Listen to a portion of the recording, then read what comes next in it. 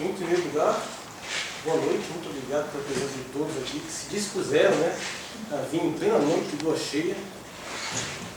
E queria agradecer principalmente ao professor Cabreira, que possibilita isso, ao Léo, que está aqui me filmando, todos os presentes, minha esposa que vem me acompanhar.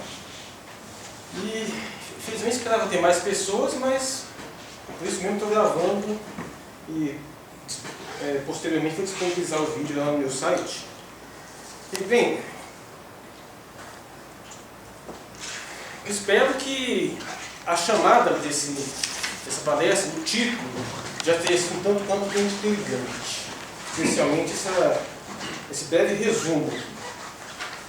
Esse tema, hipergamia, feminismo e civilização ocidental. Na verdade, eu me arrependo um pouco da maneira como eu coloquei, porque não sei se isso captura bem a miríade de coisas que eu pretendo falar.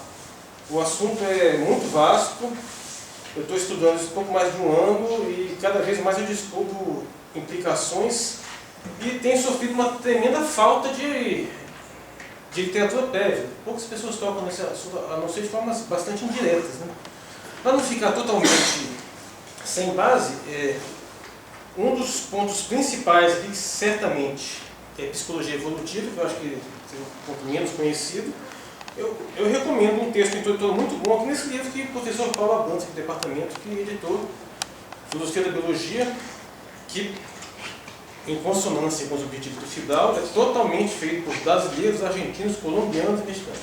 Totalmente. O livro é muito bom. E tem o capítulo 12, que é especialmente sobre psicologia evolutiva. E é muito interessante, porque ele é bem introdutório e explica muito bem o conceito. Fora isso, bom, eu tive um apoio muito grande num livro de uma filósofa belga, chamada Ruth van der Massen, que produziu essa tentativa de aproximação entre psicologia evolutiva e feminismo. Inclusive, eu me correspondi com ela, foi muito solícita, e é muito bom, e creio que atualmente é o livro mais importante sobre o tema. E fora isso, 90% da minha literatura está na internet. Eu gostaria de destacar esse livro que saiu recentemente, que é um livro até mais popular, e de uma certa forma, eu poderia dizer que há uma espécie de encontro entre esses dois livros aqui e uma problemática para a qual eu não achei literatura suficiente. Bom, mas antes de tocar nesse tema, eu acho absolutamente fundamental que eu faça uma breve recapitulação do meu histórico intelectual, que ajuda até a me apresentar e me levar para mostrar como que eu cheguei nessas questões. Foi um caminho tanto quanto tortuoso, mas, bem, minha vida intelectual, se eu posso dizer mais ou menos quando começou, foi por volta de 93, 94, praticamente com a minha entrada no UNB, que descortinou várias possibilidades. E, na verdade, uma das minhas primeiras preocupações intelectuais foi feminismo, talvez até a minha primeira. Eu fui muito influenciado por algumas autoras nessa época, numa época que eu estava tão interessado nisso quanto em religiões, principalmente religiões orientais, em religiões antigas. Estudei bastante essa questão das religiões da deusa, da antiguidade, flertei um pouco com do Sharia, que é a religião Wicca. E, além disso, nessa mesma época também estava desenvolvendo um interesse muito forte por evolução biológica. Ou seja, eu tinha várias tendências, e todas elas culminaram com o meu acesso à internet, que foi uma coisa que mudou completamente minha vida. Eu não sei se eu seria um filósofo sem internet, tenho dúvidas. E como é que essas questões me afligiram? Basicamente, porque eu sempre tive uma sensação muito grande de um certo desequilíbrio entre os sexos. Isso para mim sempre foi muito claro. Eu sempre achei muito estranho o modo como as coisas eram colocadas. Eu peguei a educação do tempo da ditadura ainda, e eu lembro muito bem de você pegar livrinhos de estudos sociais e abrir lá hoje vamos estudar lá a família. E a família, o que era? A família dizia claramente, papai é o chefe da família. Aí tinha lá um desenho assim, o pai sentado no sofá lendo um jornal. Eu vi uns 3, 4 livros, todos eles a imagem era essa. O pai estava sentado no sofá lendo um jornal, a mãe passando a vassoura num aspirador, 2 meninos brincando e um cachorro. Eu sempre achei muito curioso essa percepção, até porque a minha família é uma coisa bem diferente. Meus dois pais sempre trabalharam, minha mãe sempre foi funcionária pública, e as pessoas à minha volta também. Eu não tinha muita dessa referência da mãe dona de casa na minha infância. Então, algumas coisas que eu via, até na cultura popular, eu achava estranho. E à medida que eu fui crescendo, eu fui me interessando cada vez mais por isso. E o que me levou, evidentemente, a questionar, a flertar com o feminismo. Nessa época, eu estava muito interessado em religiões orientais, em especial taoísmo. E foi principalmente por isso que eu me dei conta de uma carência tremenda na tradição ocidental. A gente não tem terminologia para se referir àquilo que eu chamo de um aspecto masculino e um aspecto feminino. Na tradição ocidental, o que chega mais perto disso é o ânimos e a ânima de Jung. Mas na tradição oriental isso é muito claro, pelos conceitos primordiais de Yin e Yang, do taoísmo. E esses conceitos são basicamente o quê? Quais são as descrições fundamentais do aspecto Yin e Yang? É basicamente feminino, masculino, noite e dia, frio, quente, úmido e seco. Ou seja, existe uma dinâmica interativa no universo entre esses dois aspectos polares que são complementares. O símbolo do Yin e Yang deve ter sempre sido imaginado girando. E os senhores farão um grande favor à civilização se toda vez que encontrarem algum engraçadinho dizendo que Yin e Yang é bem e mal, deem um puxão de orelha, porque não tem nada a ver. Para essa concepção, o mal ocorre exatamente com a desarmonia dos aspectos. Quando eles estão perfeitamente harmonizados no fluir do universo, no tal, no caminho, então as coisas estariam bem. E é uma intuição taoísta antiga de que o problema da nossa história, do nosso mundo atual, esse mundo de há 6.000 anos, é o predomínio do Yang sobre o Yin, ou seja, do masculino sobre o feminino. É esse desequilíbrio que gera uma série de problemas. E eu,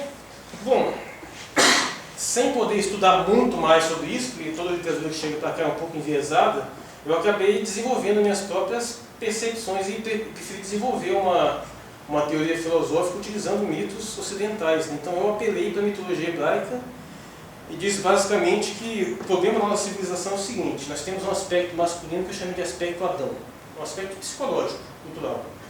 E esse aspecto Adão, ele é relativamente coeso, ele é aceito com todas as suas qualidades, defeitos, virtudes, vícios, de uma forma relativamente coesa. Mas com o aspecto feminino isso não aconteceu, ele foi culturalmente dividido entre dois aspectos que eu chamei de aspecto Eva e aspecto Lilith. Lilith seria, na mitologia hebraica, a primeira mulher de Adão.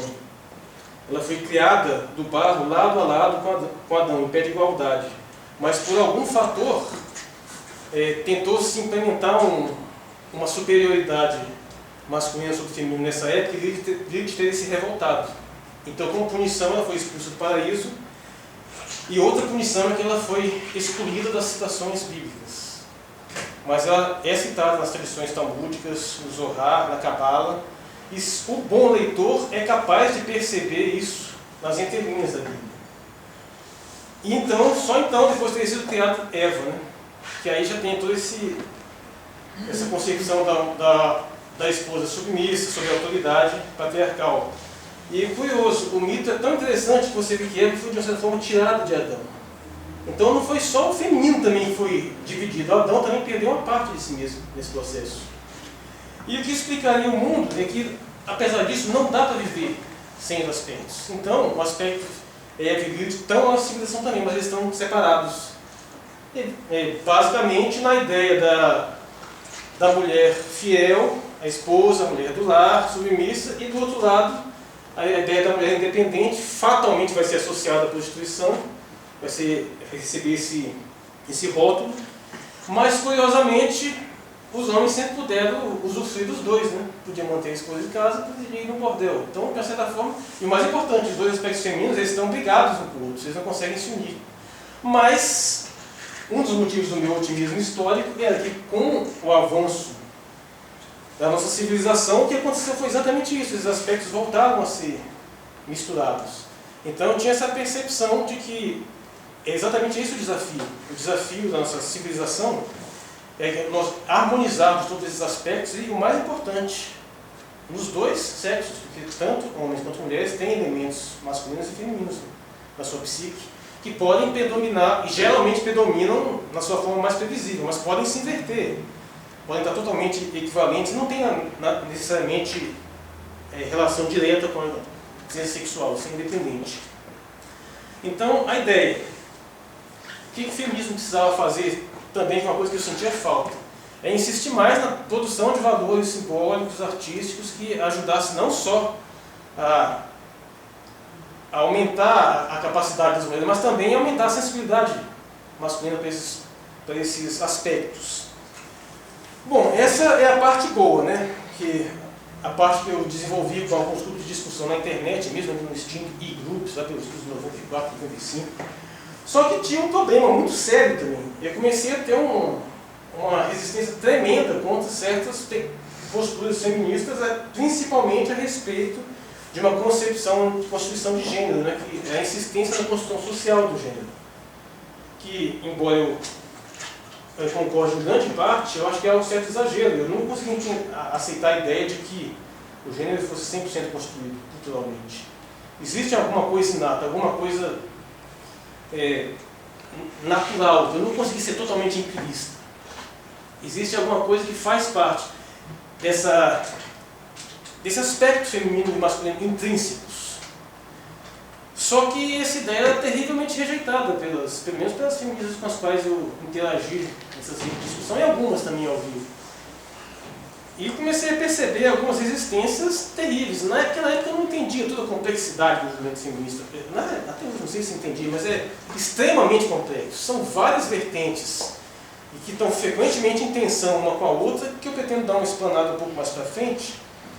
Mas basicamente, talvez o que culminou mesmo, a gota d'água, foi o lançamento de um livro americano chamado A Natural History of Rape, onde os autores fazem uma abordagem evolutiva do estudo. O subtítulo do livro original era Por que os homens estudam, por que as mulheres sofrem. Eles fazem essa abordagem. E esse livro causou um rebuliço terrível. E os autores foram, assim, eles foram agredidos fisicamente, foram impedidos de dar palestras, sofreram críticas terríveis, e apesar de eu não ter muito acesso naquela época ao conteúdo do livro, não saiu no Brasil, não tinha Amazon naquela época, dava para comprar o texto, mas eu estudei o máximo que eu pude a respeito dos comentários, e o que eu tinha observado, mas o livro não estava defendendo isso, não estava fazendo uma postura antifeminista, pelo contrário, ele estava exatamente tentando acrescentar elementos para ajudar na superação do problema, no tratamento, e não teve jeito, simplesmente não foram aceitos. Então eu percebi essa acentuação, essa tensão entre evolução biológica e feminismo. Eles não se toleravam, e na verdade até hoje eles brigam terrivelmente. Existe um esforço muito grande de algumas feministas que se intitulam feministas evolucionistas, feministas darwinianas, de tentar fazer essa aproximação. Mas não tem sido nada fácil. Bom, e paralelo a todas essas questões, e como evidentemente eu estava flertando com questões evolutivas, eu fui especialmente sensível a isso. E eu acabei me direcionando para outros tópicos. Acabei me concentrando mais na questão da evolução, e na questão um pouco de política. Uma preocupação fundamental, que aliás é a preocupação primordial desse seminário, do meu pensamento em geral, é a sustentabilidade da espécie humana. Eu sinto muito para os antinatalistas, mas eu defendo a existência humana da melhor forma possível. Só tem que ser qualitativamente, principalmente. Né? E eu sou da geração da paranoia nuclear. Né? Toda a minha adolescência foi na Guerra Fria. Foi todo mundo achando que o mundo ia acabar, que a explosão nuclear para lá, para cá. E, poxa, a gente teve. Só que eu percebi, pouco depois da Guerra Fria, que um mundo dividido entre capitalistas e comunistas tinha pouca possibilidade de se autodestruir, porque ambos são materialistas, ambos querem viver nesse mundo.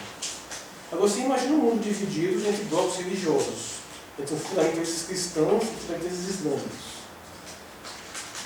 Todos eles esperando, uns esperando o segundo advento de Cristo, outros esperando a volta do profeta, outros por uma jihad. Imagina essas mentalidades com arsenais nucleares na mão.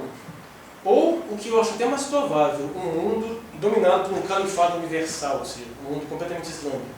Se fosse o islamismo da Era Dourada, Tudo bem, podia até ser sustentável, mas eu não creio que vai ficar muito tempo. Eles vão se dividir em blocos xiitas e sunitas e vão continuar brigando. Só que vão fazer isso com armamentos muitíssimo piores. E diante disso, qual que é a nossa grande esperança? Que a nossa civilização ocidental e sua tradição democrática prosperasse. Porque, por algum motivo, nunca teve guerra entre duas democracias. E uma tese que eu sempre comprei claramente do feminismo é que, embaixo de todas as desigualdades sociais, existe a desigualdade de gênero. É uma espécie de desigualdade primordial. Até porque a relação entre homens e mulheres é a única absolutamente indispensável. Sem ela, a humanidade não existiria. Então, se existe uma desigualdade nesse nível, ela tem de se perpetuar em todos os outros. E não é por acaso que a emancipação feminina está em consonância com o desenvolvimento das instituições democráticas, da tolerância religiosa e em vários outros níveis. Só que nós estamos numa situação peculiar. Porque, por exemplo, autores como isso aqui, um livro bem recente, de 2012, estão cada vez mais insistindo na ideia de que a emancipação feminina na sociedade está crescendo num nível que há uma tendência à inversão. Não estaria muito longe a época em que as mulheres assumiriam o controle da sociedade. Para mim, isso nunca foi muito lindo, pelo contrário. Até de que eu acho que ela é excessivamente otimista, mas ele mostra que, apesar das tensões e das dificuldades que a gente tem de se adaptar a esses novos tempos, seria uma questão de tempo. O problema é que nós temos um desafio aí, essa emancipação, esse fortalecimento das instituições democráticas. E todo esse avanço científico e intelectual, curiosamente, é indissociável de uma redução radical nas taxas de fertilidade. A população está diminuindo. Por outro lado, a civilização islâmica está crescendo explosivamente. Se você olhar as estatísticas e as previsões, por exemplo, na Europa, são absolutamente desesperadoras. Espera-se que em 30 anos a França seja islâmica. A Alemanha, Espanha, onde a população original está com taxas de fertilidade às vezes inferiores a 2, que é 2,5 é o mínimo que uma taxa de fecundidade pode ter para manter a população. Na verdade, tem que ser mais, porque tem que compensar a mortalidade e tem que compensar o fato de que algumas mulheres não vão ter filhos, ou vão ter só um. Mas enquanto na maior parte da Europa a taxa de fertilidade das populações europeias originais geralmente está abaixo de 2, ou seja, as populações estão diminuindo, a migração islâmica está mantendo a população. E os islâmicos dentro da Europa se produzem uma taxa aproximada de 5, 6, 8 filhos por mulher, ou seja, é absolutamente inevitável. Eles vão superar, vão assumir.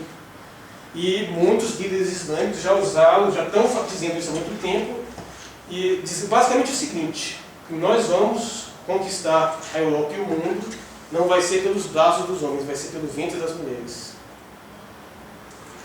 E aí o que a gente faz? O que adianta desenvolver uma civilização um pouco mais avançada, mais igualitária, para a civilização ir diminuindo drasticamente, chegar a outra, assumir tudo, e com certeza não vai manter essas mesmas conquistas. Dando um grande reforço às ideias de ética negativa, né? Parece que quando a humanidade atinge seu maior grau de desenvolvimento, chega mesmo à conclusão que é melhor parar. Né? É curioso isso. Na verdade, se fôssemos só nós no mundo, eu também não estaria preocupado. A população poderia ir reduzir, trocando quantidade por qualidade. Em algum momento a população vai voltar a aumentar, vai se sustentar. Mas não sei se a gente tem esse tempo.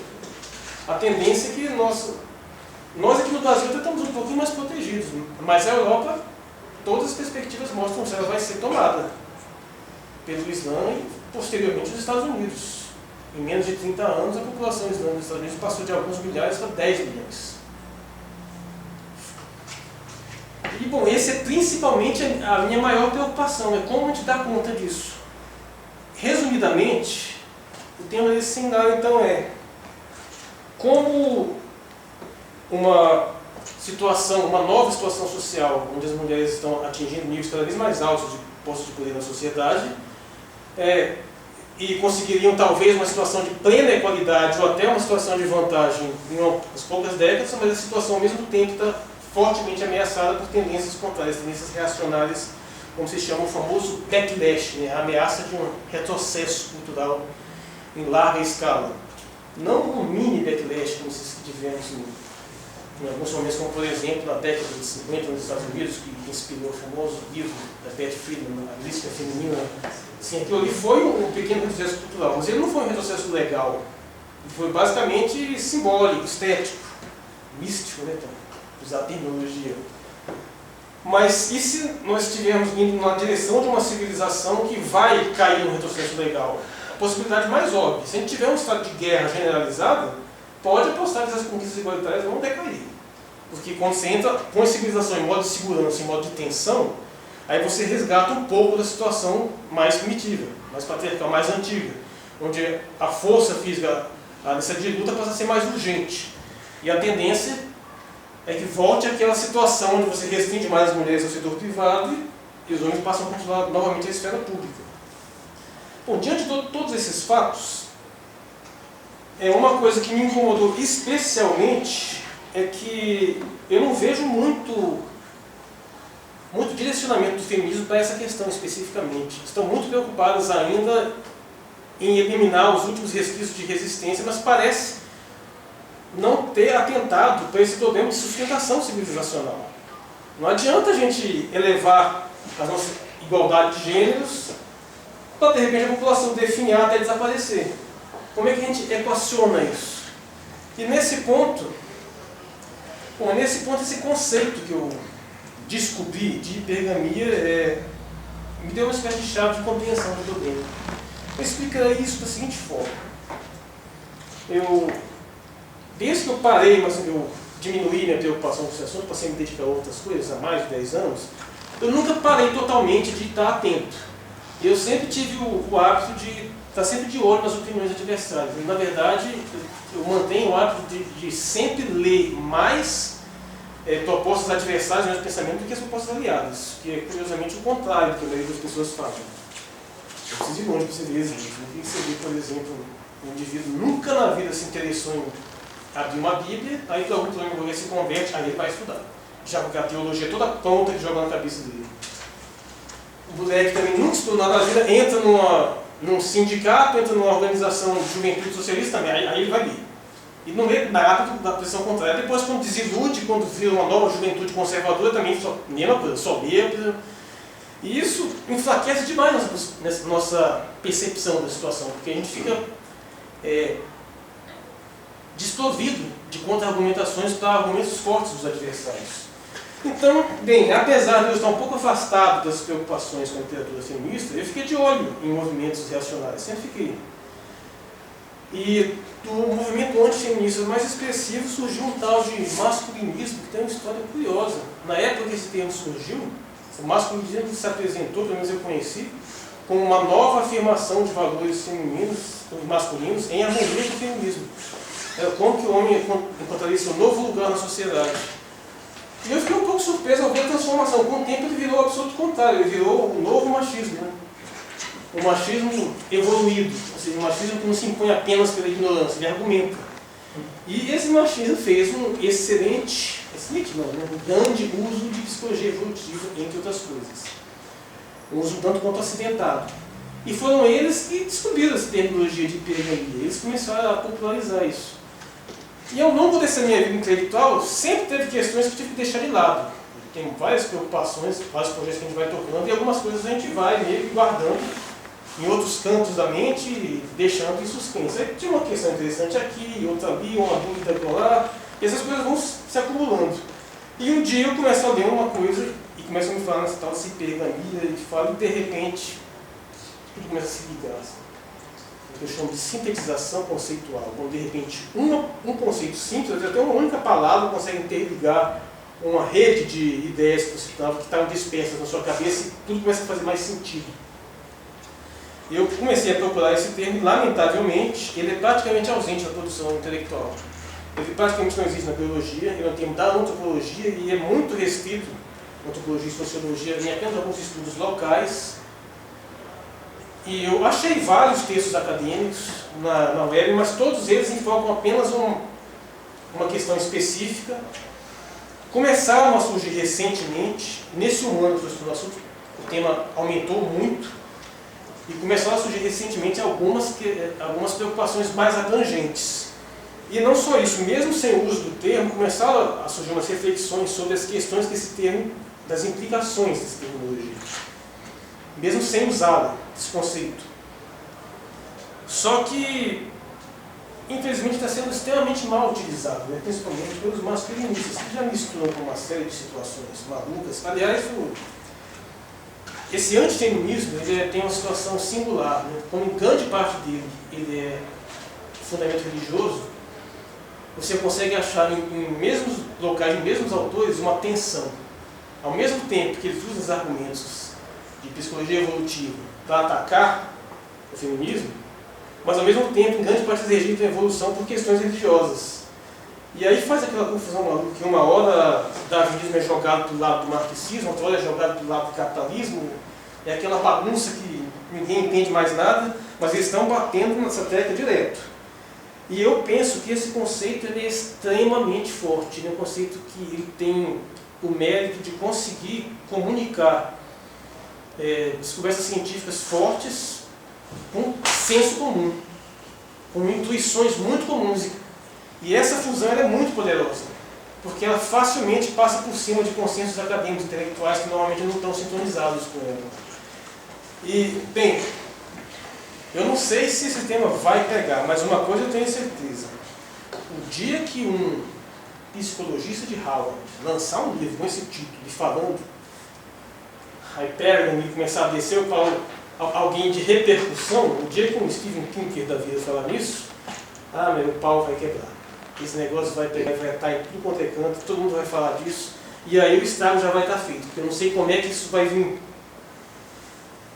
E o estrago maior, bom, eu certamente poderia colocar como um dos conceitos centrais aqui o problema da falácia naturalista.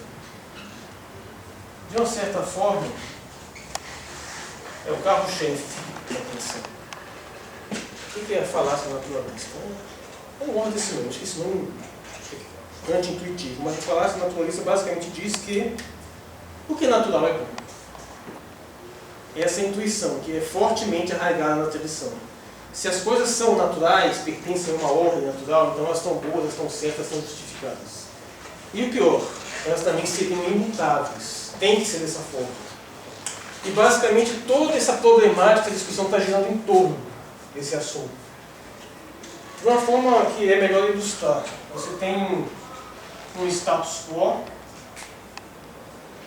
que se justifica por meio da falácia naturalista. Ele projeta o seu viés cultural na natureza, ele projeta a cultura na natureza, as suas peculiaridades culturais e utiliza a ideia de que se é natural é bom para se justificar. Evidentemente, então, em algum momento surge uma reação, né? Uma reação a esse status quo que rejeita essa interpretação. Mas essa reação, curiosamente, ela aceita a falácia naturalista. Ela simplesmente rejeita a cultura junto com a natureza, indiscriminadamente. Continua sendo vítima dessa ideia aqui. O principal motivo para ela rejeitar é porque ela está presa na falácia naturalista. Ela não pode admitir. Então o que ela faz? Para ela escapar desse problema, ela vai gerar uma nova ideologia, criticando justamente esse viés aqui, né? E vai declarar que essa leitura que na verdade é determinada culturalmente, né? Aqui surge o determinismo cultural, né?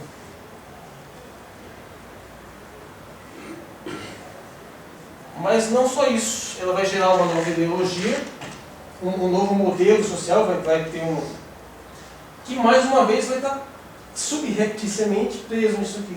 E essa nova ideologia vai tentar gerar uma nova política e vai tentar implementar uma nova política. Mas como ela está presa na falácia naturalista, ela vai voltar para cá. Ela simplesmente vai gerar um discurso diferente do discurso da cultura da natureza. E continua presa, fica rodando aqui em volta indefinidamente. E aí, basicamente, a falácia naturalista, a ideia de que é bom, natural está certo, e o seu oposto equivalente, no seu reverso, de que se as coisas estão na natureza, elas devem ser seguidas, e não só que tudo que você possa imaginar na natureza é bom, e não só tudo que você possa imaginar de bom está na natureza, ou seja, uma espécie de espelho. É principalmente isso aqui que causa essa confusão toda, essa rejeição a informações advindas da biologia. Por quê? Porque é uma confusão. Existe uma tradição cultural que, de fato, afirma isso. O que é natural é bom, só que ela tem uma visão bastante específica. Ela é essencialista. As essências são imutáveis, elas não mudam. Elas são implementadas na natureza por uma ordem transcendente. Na verdade, é uma ordem tanto quanto sobrenatural. Quando você vê, por exemplo, alguém dizendo isso é antinatural, geralmente condenando homossexualismo é antinatural, feminismo é antinatural, ele não pode estar falando no sentido de natureza pura e simplesmente físico. Ele tem que estar falando no sentido de uma natureza já investida de um propósito transcendental. E nesse propósito, as coisas são imutáveis, e o pior de tudo, a característica geral de um grupo tem que ser imposta sobre todos os indivíduos. Então, se você diz que o comportamento dos homens é tal, então necessariamente todos os homens têm que ter aquele comportamento. Caso contrário, eles estarão indo contra a ordem natural, que é uma ordem metafísica, claro. Mas quando você pega a psicologia evolutiva, a teoria da evolução, na verdade é completamente diferente. Primeiro, a evolução declara explicitamente que a natureza é mutável, ela está sempre mudando. Ela não tem essências que se mantêm invariáveis. Pelo contrário, ela é uma existência dinâmica. E não só isso, ela, na verdade, a mudança, o desvio de uma regra geral é a mola propulsora da evolução. O mais importante disso tudo é observar que o fato de uma descrição naturalista, nesse sentido científico de natureza, detectar uma generalidade no contexto, o mais importante, isso não significa que cada indivíduo daquela generalidade tem que ter aquela característica. As exceções são normais, são fatos. Esses desvios do tradicional são comuns, não apenas são comuns, como são necessários para a manutenção do processo sustentável. E é basicamente isso que essa confusão, essa mistura tem sido feita. Quando alguém diz alguma coisa, tenta fazer uma descrição de um comportamento que tem de uma tendência natural, algumas pessoas imediatamente transferem isso para a ideia de que aquilo ali é imutável, não pode mudar, aquilo ali está correto. Então, se alguém diz alguma coisa que as mulheres tendem a tal comportamento, alguém já reage, pegando isso aí com esse viés mais antigo, e já começa a achar que não, estão dizendo que a gente tem que voltar para casa, tem que voltar para o tanque, para o furgão. E, na verdade, geralmente não é essa a preocupação dos psicólogos evolutivos, pelo menos na década de 70, 80, quando essa realmente pegou, começou de fato a ser desenvolvida. Não é à toa que tem esse medo todo, porque ao longo da história, inevitavelmente, preconceitos culturais contaminaram a ciência, sim, isso é totalmente inegável. É verdade que é praticamente impossível você fazer ciência sem alguma contaminação ideológica, mas a questão é a que nível isso se dá. Evidentemente é difícil detectar um viés ideológico numa teoria matemática, ou numa teoria física, a não ser talvez quando o físico está mais preocupado em desenvolver uma tecnologia nova para atender tal ou qual demandas do céu. Por outro lado, uma teoria filosófica, uma teoria sociológica, claramente comprometida com uma proposta cultural, inevitável. E o problema é que a biologia fica mais ou menos no meio termo, né? Porque a biologia estuda os seres extremamente complexos, os seres vivos. E a biologia também estuda nível cultural. Não só o homem, mas também o nível animal. Existe, nesses casos, a cultura, ou pelo menos uma protocultura nos animais mais sofisticados. E é verdade que houve muita contaminação. O próprio Darwin, quando publicou seus escritos, ele já tinha uma preocupação em termos de detectar comportamentos de homens e mulheres explicados evolutivamente, e ele trazia esses preconceitos só aí. E já na época dele, escritoras feministas fizeram psicologia evolutiva feminista já, contemporâneos a Darwin. E ao longo desse tempo, essa contaminação demorou para ser depurada. E essa contaminação foi ser depurada mesmo por mulheres que adentraram a ciência. Na verdade, com a entrada cada vez maior de mulheres na biologia, houve uma correção sistemática de vieses que podiam até não ser intencionais, mas pelo menos estavam acostumados a ser de uma determinada forma um pouco mais rígida. Como, por exemplo, normalmente os etólogos que vão estudar comportamento animal tendem espontaneamente enfocar o comportamento dos machos e relevar o comportamento das fêmeas para segundo plano. E de certa forma foi a entrada das mulheres na biologia que corrigiu isso. Não apenas por uma agenda feminista em si, mas também pelo fato que a própria ciência tem essa tendência de se autocorrigir. Ou seja, na verdade, a entrada das mulheres na ciência prestou um grande serviço para a ciência em si, porque é a necessidade dela se aperfeiçoar, passar por cima de seus próprios erros e se livrar de seus próprios preconceitos de época. E os resultados foram muito bons. E não é à toa que esse incipiente feminismo darwinista é basicamente liderado por mulheres. Você tem enfrentado uma resistência muito grande. Até porque dentro do feminismo existe uma divergência muito grande.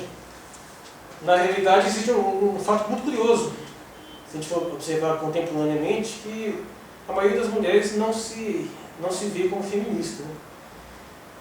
O que é muito curioso se observar que nós estamos numa sociedade, num certo sentido, que foi conquistada em grande parte pelo feminismo. É muito estranho que uma mulher que trabalha fora, tem todos os direitos que ela não tinha há 100 anos atrás, de repente se declare não feminista, às vezes até antifeminista.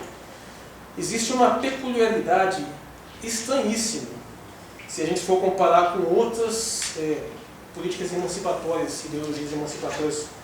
A exemplo, por exemplo, da emancipação da classe trabalhadora, ou dos direitos dos afrodescendentes, ou das questões homossexuais, que é o seguinte: você nunca vai ver um líder sindical a favor da reforma das leis trabalhistas.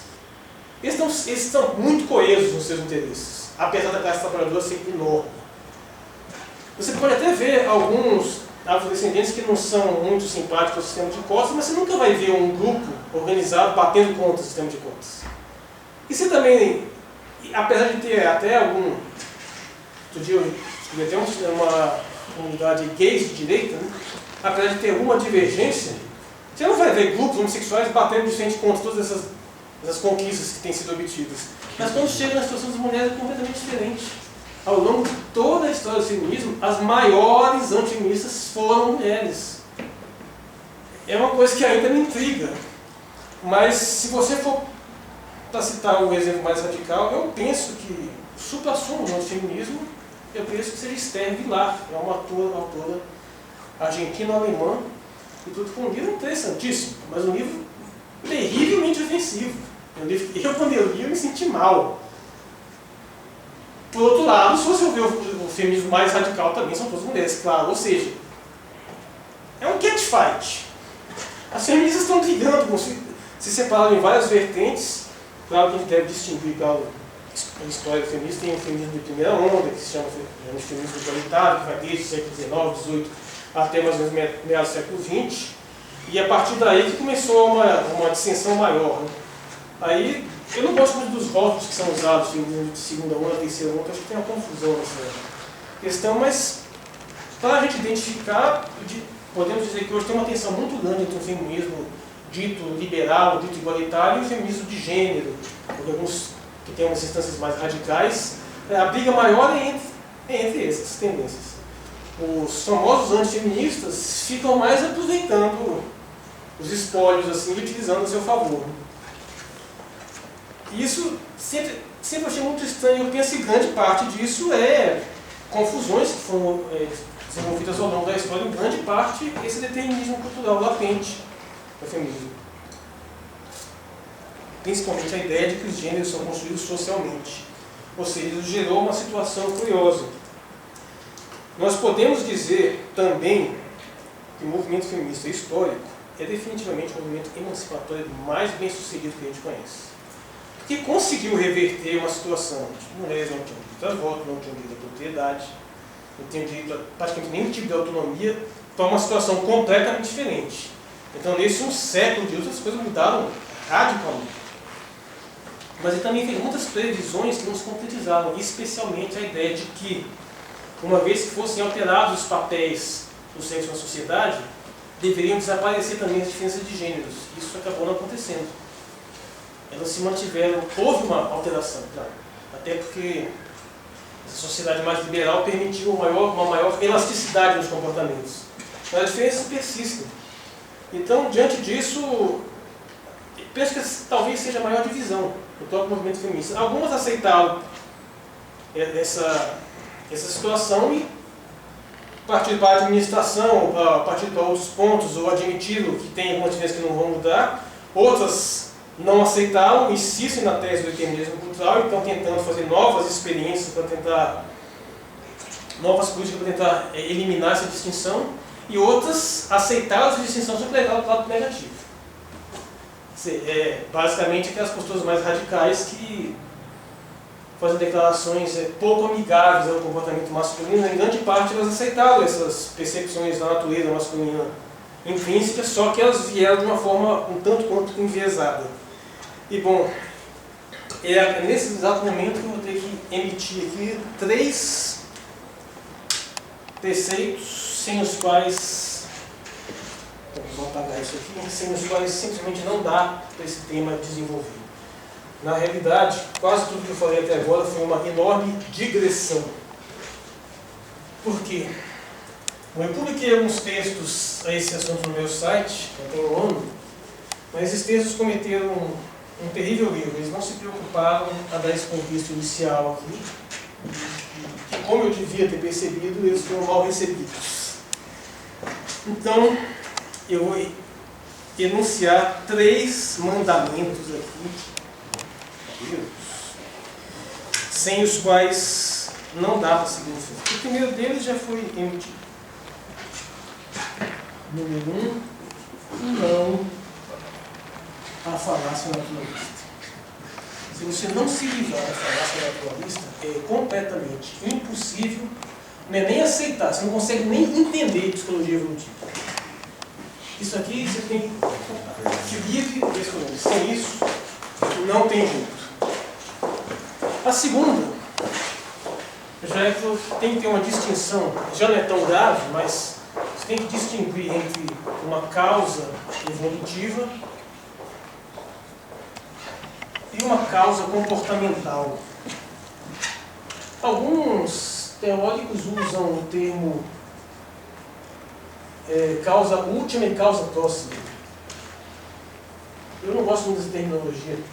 Na realidade, quando você começa a observar essas distinções de causa, você fica até tentado a fazer uma distinção aristotélica de causa.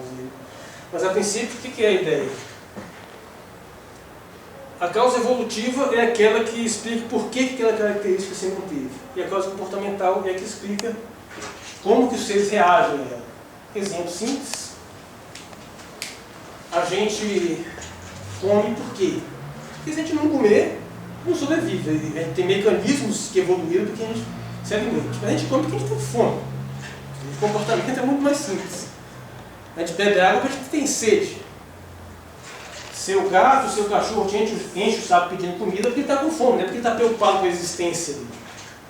Então tem uma distinção que você tem que saber, estar sempre em mente, porque senão você gera uma confusão muito grande. Quando eu digo que tem um comportamento masculino que tende a ser promíscuo, isso se manifesta de uma forma que a gente sente atração por determinadas coisas.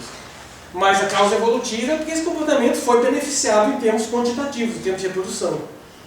Sem essa distinção também é muito complicado você entender alguma coisa, porque boa parte do que as feministas mais radicais fizeram foi confundir isso aqui. É achar que se existe uma determinada característica, então essa característica é intencional, é consciente, se manifesta na forma de conspirações. Bom, e o terceiro acho que é mais simples. É assim, exceções não invalidam regras, né? Simples. E uma coisa que você mais vai notar quando se descreve um comportamento natural é que ele repete exceções. Ele tem uma enorme flexibilidade. E uma coisa que eu, pelo menos, nunca ouvi falar de um único evolucionista que tenha negado o papel da cultura no comportamento humano, de forma nenhuma. Na verdade, é comum você ver afirmações de meio a meio, alguns que dão até mais ênfase em questões culturais. Mas, curiosamente, do outro lado, existem muitas pessoas que afirmam que o comportamento é 100% cultural. Ou seja, não é uma questão de um extremo do lado e um extremo do outro, não. Um lado reconhece a importância dos dois, mas tem um lado que afirma a importância só de um.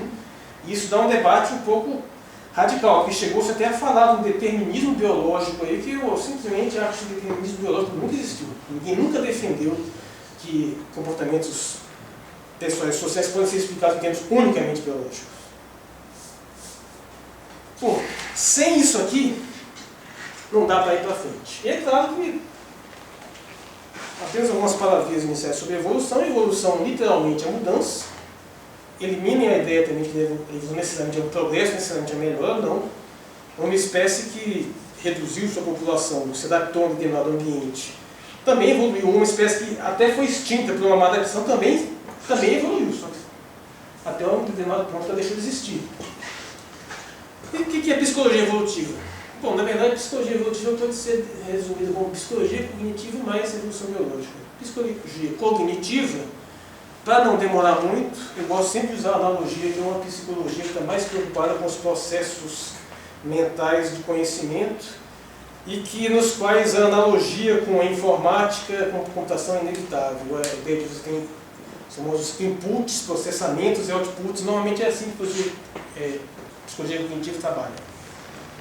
Então ela está mais preocupada em explicar o porquê de tais comportamentos numa questão de estímulo e resposta em relação ao ambiente, como que esses estímulos, essas características foram selecionadas naturalmente. E aí, dito tudo isso, finalmente nós vamos falar do que interessa. E o que interessa é muito simples, o que interessa é sexo. Nós vamos finalmente falar de sexo. E por que eu vou falar de sexo? Porque sexo é vida, né? Literalmente, a definição de vida é praticamente impossível. Quase ninguém consegue definir vida. Mas é uma coisa que todo mundo concorda: vida é um fenômeno reprodutivo. O primeiro ser vivo surgiu quando alguma estrutura física conseguiu se duplicar, conseguiu gerar uma cópia de si mesmo. E, bem, os seres vivos mais primitivos, eles se reproduziam assexuadamente, se dividindo. Em algum momento da história natural surgiu a reprodução sexuada, que é disparado um dos maiores mistérios, que a gente tem um dos grandes mistérios do universo.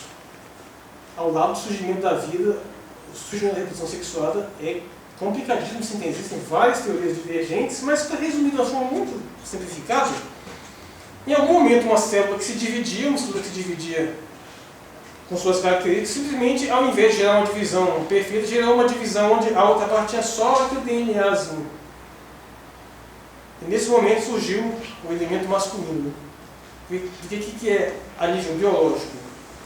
Um elemento masculino e feminino. O feminino é o que tem toda a estrutura reprodutiva montada além do seu código genético. E o masculino é o que tem praticamente só o código genético.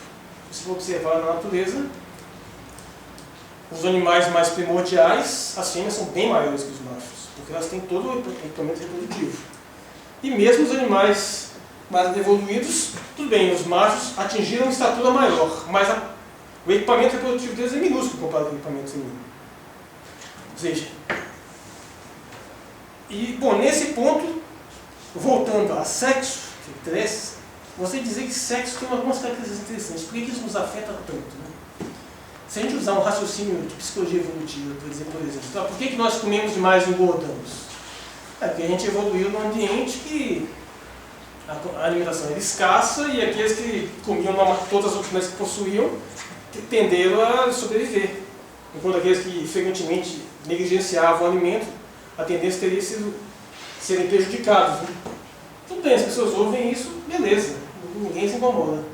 Mas se você usar o mesmíssimo raciocínio com relação ao comportamento sexual, aí o bicho pega, aí a pessoa tem dificuldade de aceitar, principalmente as mulheres. Isso por um motivo claramente cultural, isso não tenha dúvida. Por toda essa repressão toda essa regulagem da sexualidade feminina. E, bem, falando de sexo, é inevitável falar do prazer sexual, porque a causa comportamental é o prazer, a causa evolutiva é a reprodução. Sexo é a reprodução, mas quando a gente faz sexo, via de regra a gente não está pensando em se reproduzir. A gente é movido pelo impulso do prazer. E não é por menos, porque eu gostaria de dizer 3 coisas fortes sobre o prazer sexual. Ele é fundamental, extremamente poderoso e, num certo sentido, ele é puro. O que eu quero dizer com isso? É fundamental porque sem sexo não se vive. É do prazer sexual que os seres vivos buscam a união e eles se reproduzem. Sem sexo, não teria vida, pelo menos vida sexual. Ele é extremamente poderoso, por quê? Porque dos apetites humanos, ele é o único prazer, dos apetites mais primitivos, ele é o único que consegue se impor apenas pela promessa do prazer, sem estar em parceria com a ameaça da dor. Nós comemos porque nós sentimos prazer em comer, mas também porque se não comer a gente fica com fome, fome dói.